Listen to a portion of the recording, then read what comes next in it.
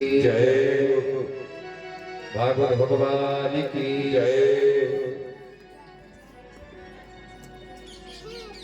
आइए सज्जनों, भगवान की मंगलमयी कथा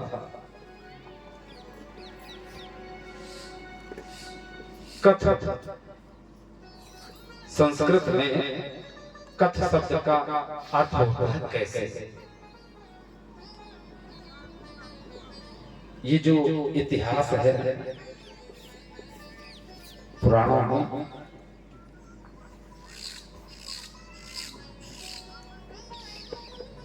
तो ये प्रश्न खड़ा करता है कि भगवान ने जो लीलाएं की हैं या भगवान ने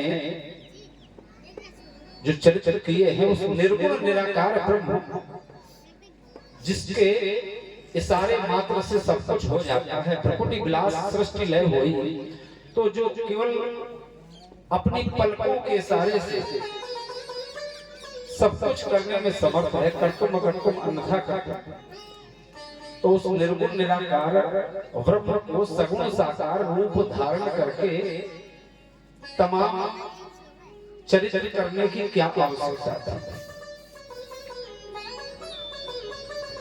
भाई जब भी हमारे सामने कोई बात आती है तो हमारे मन में शंका उत्पन्न होती है।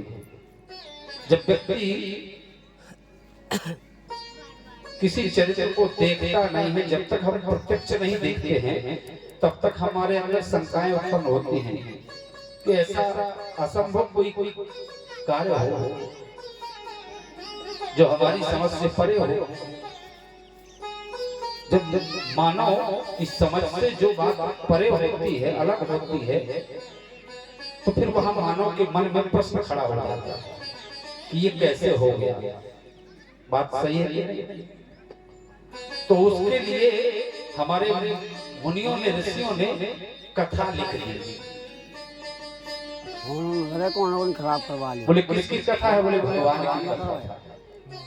कथा का अर्थ क्या है? कैसे, मतलब कैसे का उत्तर आपको इन पुराणों में मिलेगा। जो भगवान के चरित्र हैं तो वो उन्होंने कैसे किए, क्यों किए, किस लिए किए, उस प्रश्न का उत्तर आपको इन पुराणों से मिलता है, ताकि जो हमारे मन में शंकाएं हैं, हमारे मन में भ्रम है, वो समाप्त हो। इसलिए तो गोस्वामी जी ने लिखा है कि बंदहु प्रथम महेश्वर चर्चा संशय मोह जनित संहारना। यहीं से संशय होता है, यहीं से मोह उत्पन्न होता है, यहीं से भ्रम उत्पन्न होता है, और यही जीवन में जिसके संशय मोह भ्रम रहता है वही व्यक्ति चिंताग्रस्त होता है। जब हम कोई रास्ता नहीं सोचता है तो हम दुखी हो जाते हैं, और जब उसका समस्या का समाधान मिल जाता है तो हम प्रसन्न हो जाते हैं। जो समस्याएं आज हमारे साथ में हैं वही समस्याएं उस समय में भी थी। ऐसा नहीं है कि उस समय समस्या नहीं थी, समस्या तो उस समय थी। कथाओं में है क्या?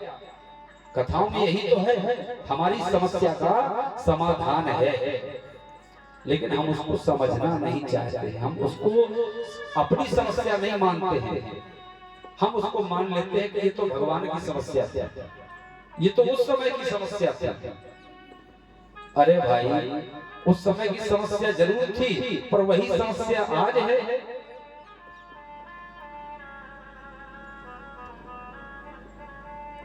और जैसे हम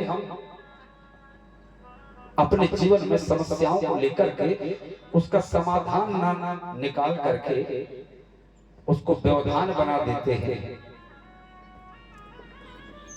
और जीवन भर परेशान रहते हैं, उलझे रहते हैं, जीवन में उथल पुथल मची रहती है, तो उन्हीं समस्याओं का समाधान खोजने के लिए हम कहीं पंडित जी के पास जाते हैं, कभी बड़े बुजुर्गों के पास जाते हैं, कभी पंचायत में जाते हैं, कभी पुलिस थाने में जाते हैं, कभी कचहरी में जाते हैं, कभी मुख्यमंत्री के पास जाते हैं।